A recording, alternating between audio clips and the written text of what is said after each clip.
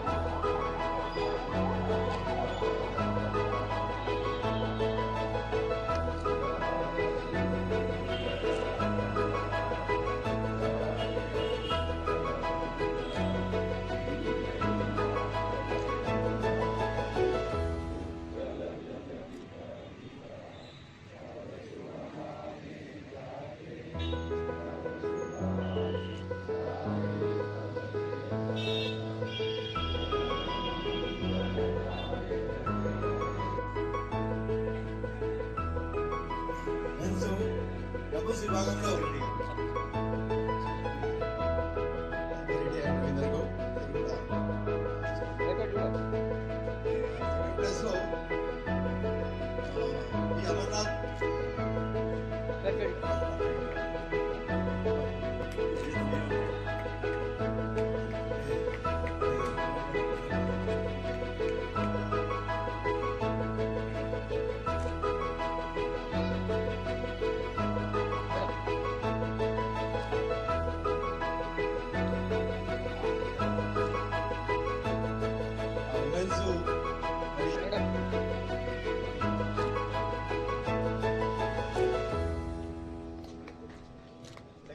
to Shivprasad.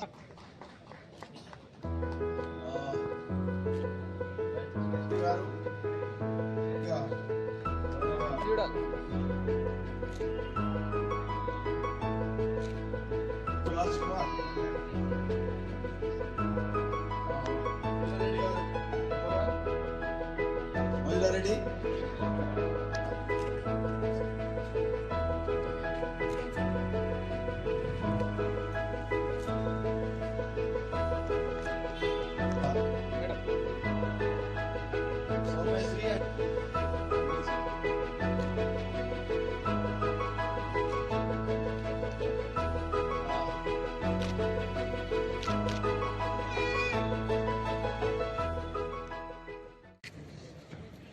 అందరికీ తెలుసు, అందరికీ కూడా ఈ యొక్క చరిత్ర, పోరాటాలు, త్యాగాలు ఫలితంగా వచ్చిన ఈ యొక్క ఇండిపెండెన్స్ డే.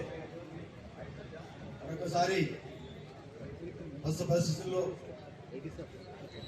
అందరం కూడా జాతి రక్షణ కోసం, దేశ భద్రతకు పోరాడే అవసరం మరొకసారి వచ్చింది. ఈ భారతీయుల వేరే దేశం లేదు. దీనిపైన కుట్రలు, కుతంత్రాలు, పక్క దేశాలతో పోరాటాలు, ఆరాటాలు, కుట్రలు చూస్తున్నాం. ఈ సమయంలో అందరం కూడా మరో స్వతంత్ర పోరాటానికి అవసరం వచ్చింది. మరి ఆ యొక్క ఆనాటి పోరాటాలతో సాగిన ఈ యొక్క స్వతంత్రం మరొకసారి చీదరుకోకుండా దేశంలో రాజ్యాంగం అడ్డం పెట్టుకొని చాలా శక్తులు ప్రయత్నం చేస్తూ ఉన్నాయి.